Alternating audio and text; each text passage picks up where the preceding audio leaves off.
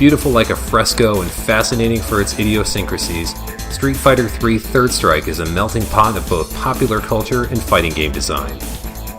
This is the Annotated Third Strike. The mission statement of this video series is clearly laid out in the intro of every episode. This video game, and by extension games of its kind, are a mishmash, disparate pieces of cultural ephemera floating in the ether of the world connected together. A melting pot is the term I use, and not unlike how the USA is sometimes referred to in that matter. By throwing in bits and pieces we have a new whole, but one still reflexive of its various parts. Third Strike is a game made by pieces of many games. Its cast is a set of ciphers, amalgamations of other video game characters, famous celebrities, and references to the ancient world. Taken as a whole then, it's an impressive amount of ingredients in that melting pot. There's a lot in there. Then there's Elena. Elena is simply a lot.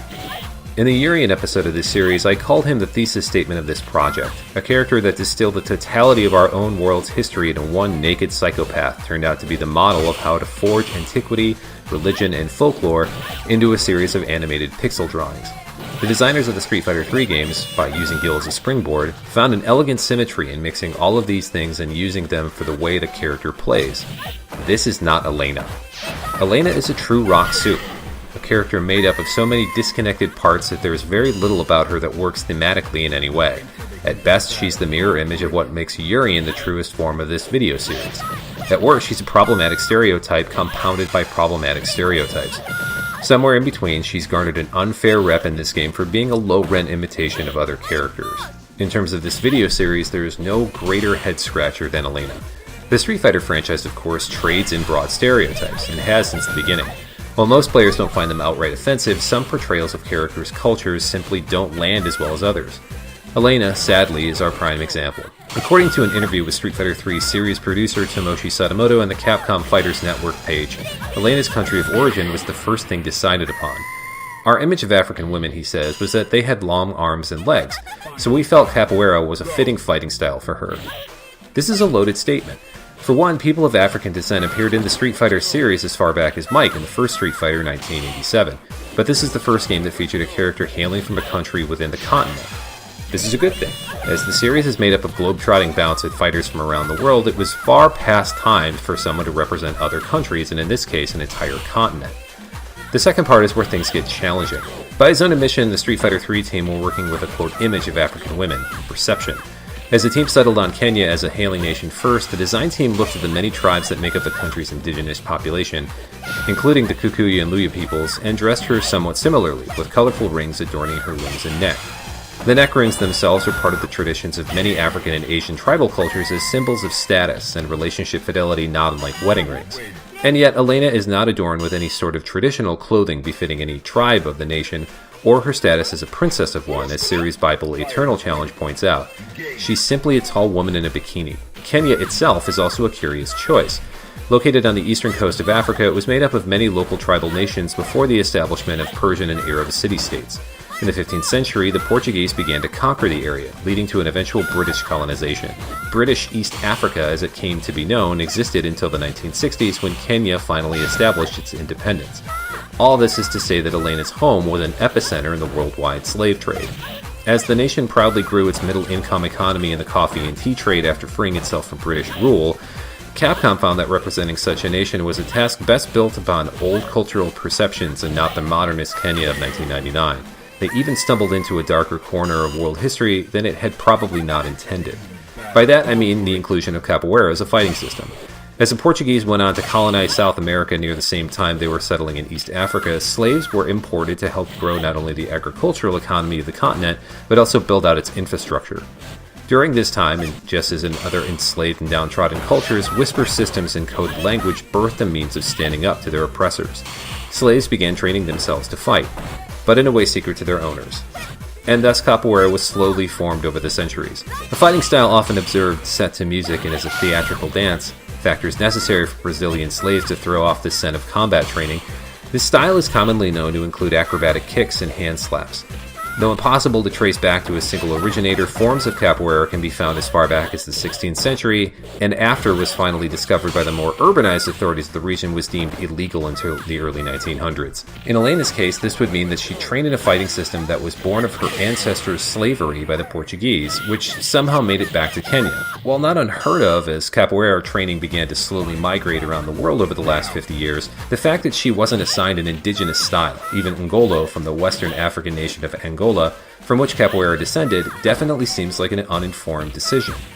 Indeed, Sadamoto and his team chose capoeira as a style because it wasn't prominent in popular culture at the time. According to the CFN interview, he says the team found it challenging to implement as there wasn't much information about it as other martial arts. In his own words, there was just, quote, not enough info to work with.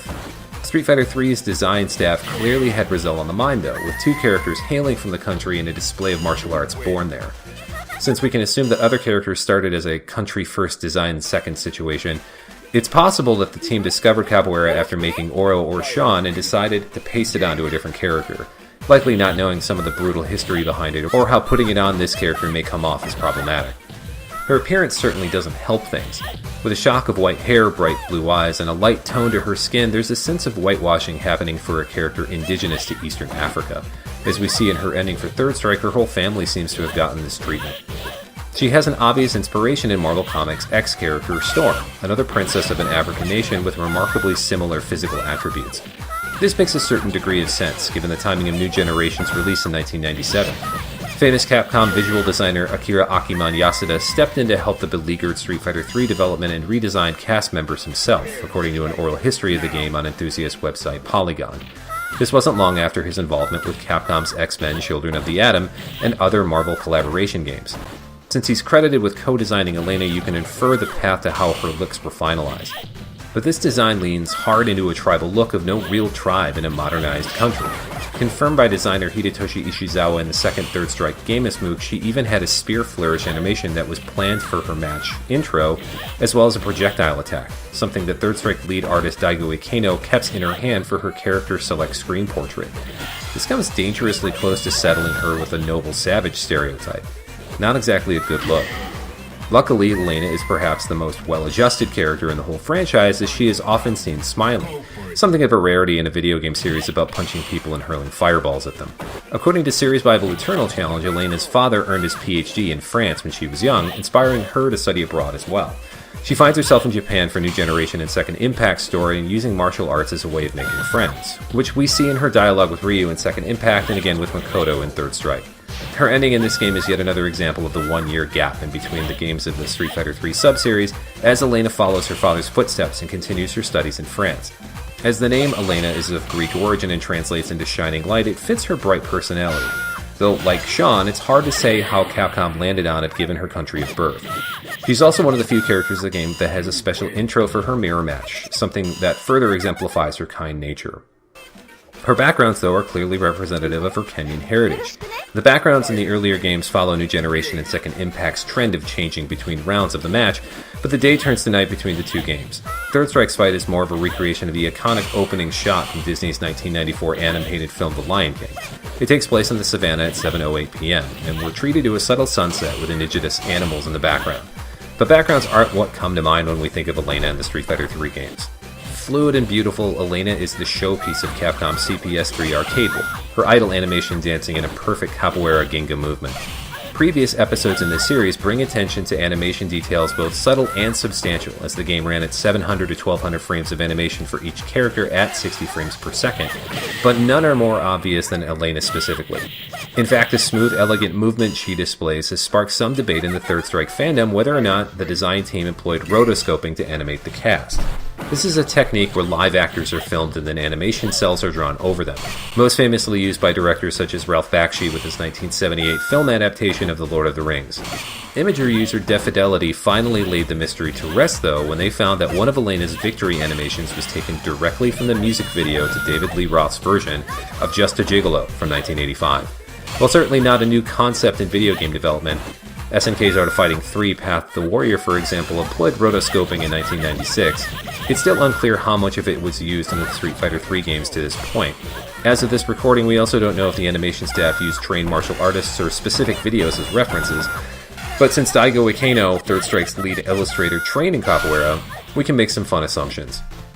Alongside who may have physically performed as Elena, her voice actor is another minor mystery.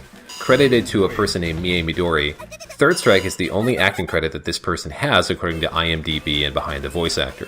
While it's not unusual for actors to operate under an alias, having only one credit is certainly curious. Their commitment to the role is sound enough though, with a correct pronunciation of Jambo prior to matches starting, a Swahili greeting not unlike hello.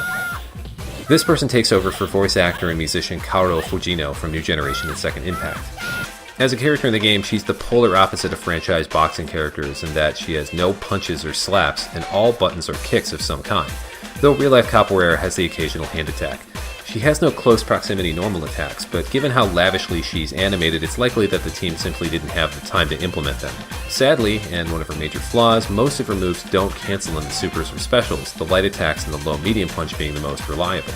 While this robs her of some versatility, her transition to Third Strike from the previous games added extra target combos for players in a pinch. Her original target combo from New Generation and Second Impact remains a jumping light punch into a medium kick, but added was another aerial chain, medium punch to hard punch, which is great against tall characters like Hugo or Urien. On the ground, she has two fast change with hard punch to hard kick, as well as medium kick to low hard punch for a knockdown. Neither are particularly damaging and uncommon in tournament play compared to special move combos. Though there are deficiencies in this kit, Elena is a character with good poking normals and an excellent ground movement. Though a bit redundant, she has two overhead moves with toward medium punch or medium kick along with her universal overhead and one of her special moves. But correctly timed, most of these can be comboed out of for sneaky mix-up damage.